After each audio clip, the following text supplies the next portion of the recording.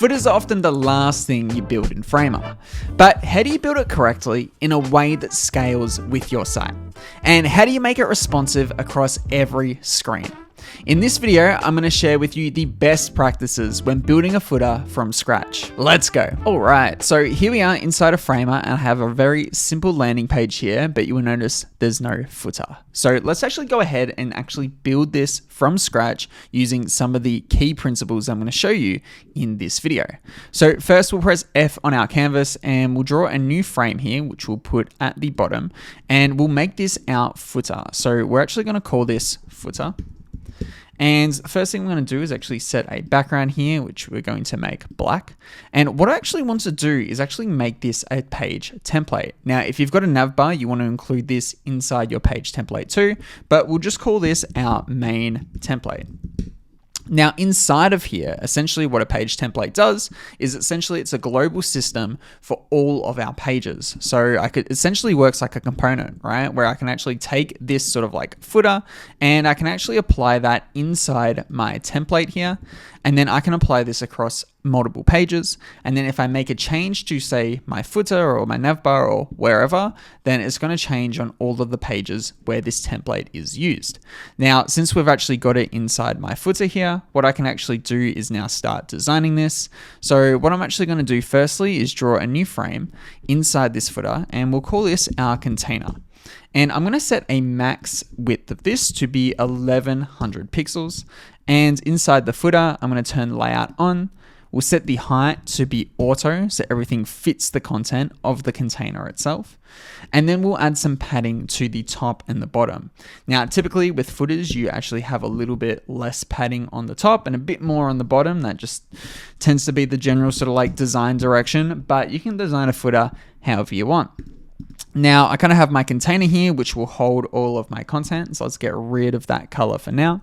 And let's actually go ahead here and actually drag in our logo. So I'm going to bring in this logo here. Okay, so we've got our logo here. And what I'm actually going to do is wrap this inside its own frame. And we'll set the width and height of this to be auto so it fits the content of my logo. And we'll call this logo.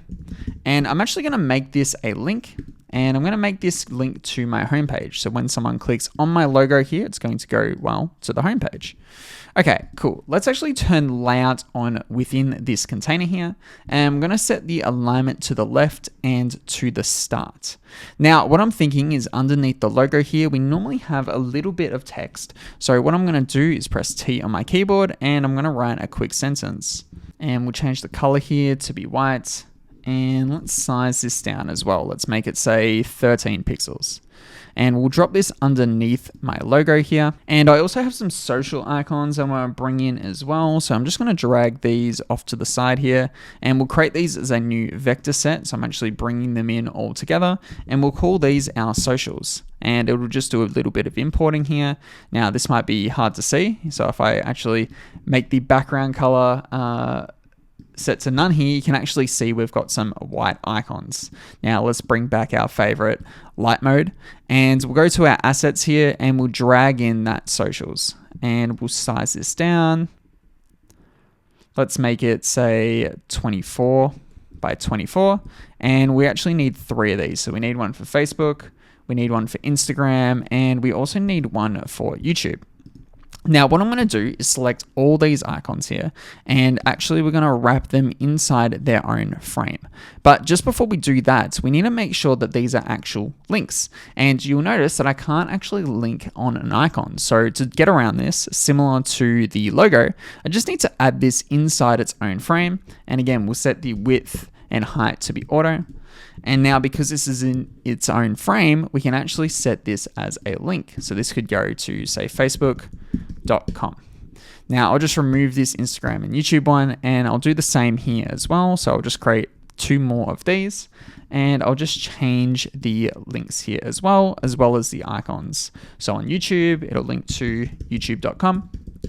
And on Instagram, you guessed it, it's going to link to instagram.com. Cool.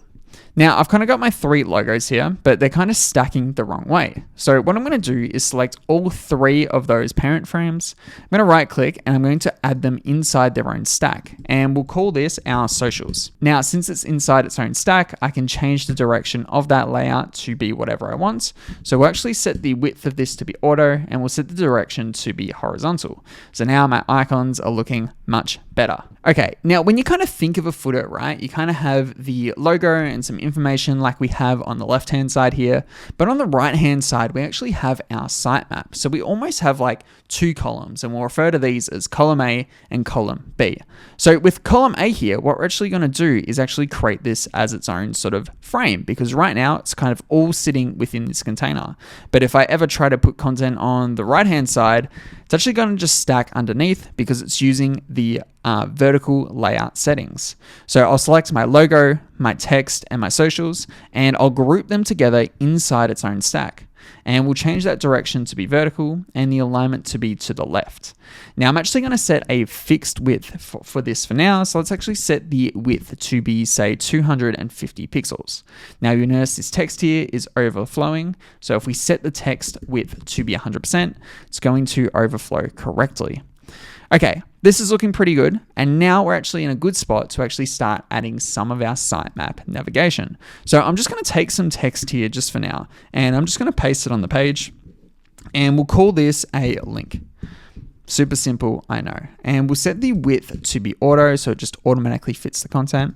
And now inside my container here, I can set the direction to be horizontal, and if I set the distribute to be space between, you'll now notice that we're actually starting to get somewhere, and this is starting to look a bit like a footer. Now, there's a couple of different ways you can do links in Framer. One, you can just set a link here, right? And you've also got your link styling, so you can set a style for on default, on hover, and when it's at the current page. But I'm actually going to do this a different way so I can have a little bit more control over the animation. So what I'm going to do is actually put this inside its own frame, and again, we'll set the width and height to be auto. And I'm going to call this my footer link. And what I'm actually going to do is right click this and I'm going to create it as a component. Now, because it's a component, and let's go to our dark mode here, we can actually have a bit more control over how we want this link to animate. So for example, we might want to make a bit of an underline that actually animates in or animates out when you hover. So to do this, what I could actually do is actually draw a new frame on the canvas, which is just going to be our underline here.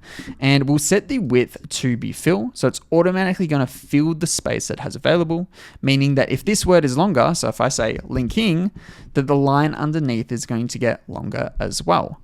Now we'll set the height of this to be 1, and we'll also set it to be white. And let's change the gap here to be about 3 pixels. I think that looks pretty good. Maybe we go slightly less, let's say 2. And now what I'm actually going to do is make sure that the distribute is aligned to the left, because what I want this to do is I essentially want to make it that when this kind of comes in, it's kind of going to animate like this, and it's going to come in from the left.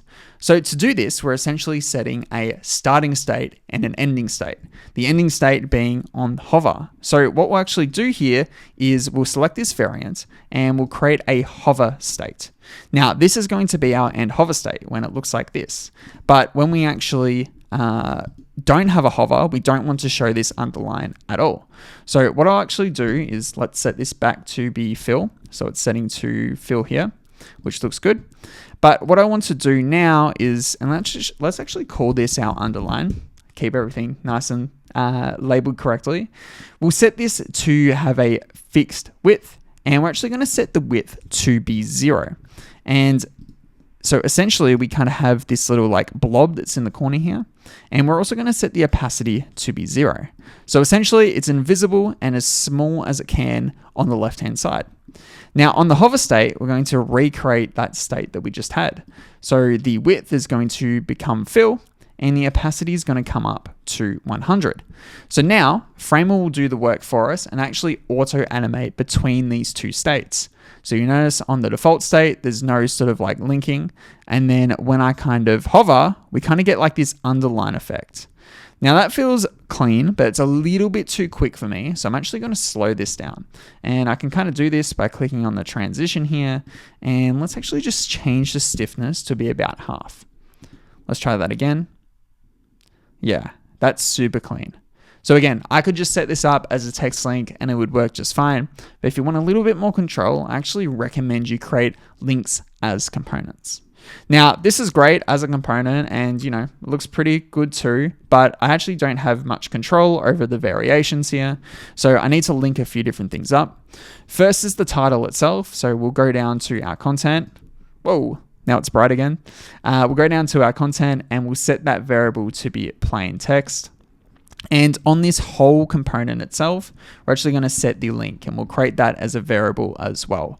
And let's also set it to smooth scroll just in case it's on the same page. Okay, fantastic. So now inside this component that we've created, we can now set the title of my link and also set the link itself. And we have a nifty little animation.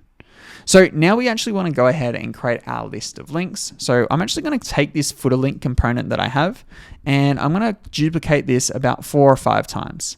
Now you notice, again, we have a bit of a layout issue. And again, like I mentioned, we have kind of 2 columns. We have column A and column B. So we'll call this one on the left column A. Then I'm going to link all of these links together and I'm going to add these as a stack. And I'm going to set the direction to be vertical and we'll set the width to be auto so it automatically fits the content. Now, you think I would call this column B, but we're not going to do that just yet because often with footers, we actually have multiple columns all by side in this sort of column B. Now, we'll actually call this our footer link stack. Now, usually with a footer, you might have categories of links. You might have categories for all the integrations for a software company. You might have a category just for your company, like your about page, your careers page, things like that. So we can actually add a bit of a title to this category of links here too. So again, we'll copy some text over here. We'll paste that in here and we'll move this to the top and we'll just give it a title and we'll literally call it title just for now. Again, let's set the width of this to be auto. And let's make this a little bit bigger as well and bolder, just so it stands out. And I also want the spacing to be a little bit different here too. So I'm going to select all my footer links. I'm going to wrap these inside its own stack. And we'll set the spacing to be 8 pixels for this. But for my title, I want it to be a little bit more. So I'm going to go about 15. Let's go slightly more. Let's go about 20. Okay, that looks pretty good. And now what I can actually do, now that we've kind of got this sort of like stack here, is I'm going to duplicate this again a number of times. So we'll actually just create 3 or 4 of these. And now I'm going to select all these footer link stacks and wrap them inside their own frame, which we will now refer to as column B. So I'll add these inside their own stack. We'll call this column B. And we'll set the width to be auto. We'll set the distribute to be to the top, and we're actually going to change the space between. So we can be a little bit healthy here with the actual space that we use. And now we're actually starting to see a bit of a footer, which is pretty exciting, right? And all these kind of links have these nice sort of like clean animation and it's starting to come alive. So next, I think it's best to go ahead and add some content, which I'll do now. So we might have a features, we might have a company, we might have legal, and let's also have another socials link here. Now the distribute is set to center within these sort of like footer links here. So I'll just make sure that distribute is set to the left and make sure that everything is aligning correctly within these, which it looks like it's inside this actual stack. So we'll select all these and we'll change the alignment to be to the left. And maybe on these headers too, maybe they need to be a different opacity. Maybe they don't need to be as strong.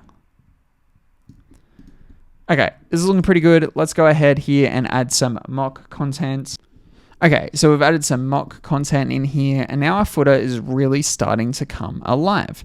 Now, the last thing I really want to do here is actually add a bit of a disclaimer or a bit of copyright at the bottom of my section here.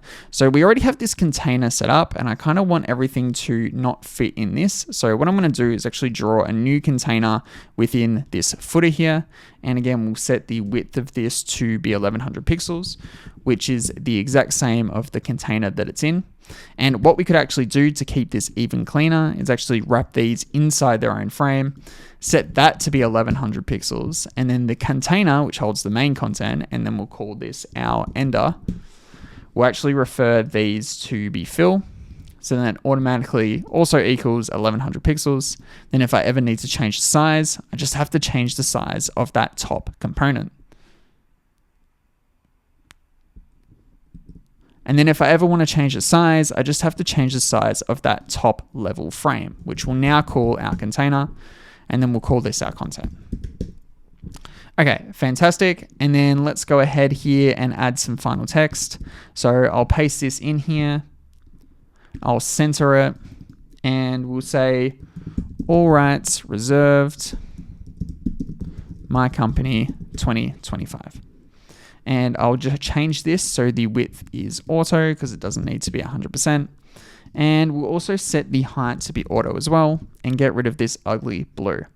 And what I might actually do is add some padding to the top here, and then also add a border just on the top. So if we set the width to be 0 on that border, but on the top add it to be 1, and if we make it white and drop the opacity, we can actually get a nice looking effect. Okay, fantastic. This looks good. There's a little bit too much empty space at the bottom here, so I'm actually going to set this to be quite low. So maybe what we actually do is in this ender section, we'll also set the bottom to be 20, so it's nice and even. And then the sort of space between inside our content block here, we'll set it to be auto, and then we'll also add some bottom padding. So we'll make it say a little bit more. Let's go 100. So this is great because if I add more content, you'll notice it's now going to respond based on the content because everything is, well, fit content, aka auto. Okay. As a footer, this looks really, really good. Everything kind of works. We have all our links and it kind of does exactly what we want it to do. But we have one main issue. When I go to resize my page here, it's no longer responsive. It's broken. So how do we actually go about fixing this? Well, it's actually really quite simple. Similar to breakpoints on the page, we essentially need to design the 3 sort of breakpoints for desktop, tablet, and phone. Now we can actually do this for a particular section by utilizing components. So I'm going to open up this page template here. I'm going to select my footer. I'm going to right click it and I'm going to create this as a component and we'll call it footer. Now this is essentially where we can create our breakpoints. So I'm going to have a desktop breakpoint. I'm going to have a tablet breakpoint and a mobile breakpoint. So tablet looks pretty good already, and there's really not going to be too much that we have to do. There is some sizing issues with the actual content here. So inside this container, you'll notice we had the width set to a max of 1100 pixels. So what we could do is set the width to be 100%, and then maybe we could add some padding to the left and the right. So I might actually go 15 on either side. That's typically my sort of like go-to. And then I'll do the same with the mobile as well, but we're going to have to change a little bit more here because let's say the general sort of like tablet breakpoint and the mobile breakpoint is going to be a lot smaller. So we can actually check this as well. So inside a framer, the default sort of like 810, and then inside of this kind of phone breakpoint, we've got 390. So if I actually go back to that component, I might actually set this to be 390 so I can get a better idea of the size. Okay, so obviously this doesn't work, so we'll need to do a little bit of refactoring here, but luckily we've set everything up in a pretty clean way that we can actually do that. So I'll set the direction here to be vertical first. We still have some overflowing with the links, so I could either make this a grid or I could just change the stack completely and have everything super long. It's up to you, depends on your content. I usually just do this, to be honest. It's a little bit easier to read. Yes, it does make your footer quite long, but you know, a grid does work as well. Okay, so it looks good. And then the only other thing I need to do is actually increase the space between here. Now we can't actually set a gap when the distribute is set to space between because it's automatically determining that gap for us. So if we change that distribute to be to the start, now we can actually set the gap ourselves. So let's set it to be a little bit generous and let's go about 50 pixels. Okay, great. Looks good. Everything else seems to be responding pretty well. Maybe on mobile, this gap at the bottom here is a little bit too much. So let's just bring that down. So essentially we have our three sort of breakpoints. We have desktop, tablet, and mobile. And now what I can do is actually apply that to my page template. So similar to my home page, I'm just going to create the breakpoint for tablet and phone. And we're just going to change that variant here to be matching here as well. Let's size that up because it's a little too hard to see right now. And what we'll actually do is set the width to be 100% so it doesn't overflow on any of these breakpoints. Okay, fantastic. So now we have a footer that should hopefully be very responsive. Let's actually give it a shot. So we have our footer, looks fantastic on mobile, and we have these cool sort of like links here. And then as I kind of size this up and make it bigger, you'll notice it's actually responding perfectly. And that's how you build a footer the right way inside of Framer. Now, footers are often quite tedious and time consuming to build, but when you actually build it correctly, you're going to save yourself a ton of time, especially as you expand your website and you make it bigger with more links and navigation inside the footer. Now, if you enjoyed this Framer tutorial and you want more like it, consider subscribing to the channel because we're putting out new videos every single week. And if you're interested in mastering Framer, like truly mastering it, feel free to check out my Ultimate Framer Masterclass, which is my A to Z course on becoming a Framer expert. Or if you just want some handy plugins to power up your Framer site, go to insertframe.io. But until next time, I'll catch you later.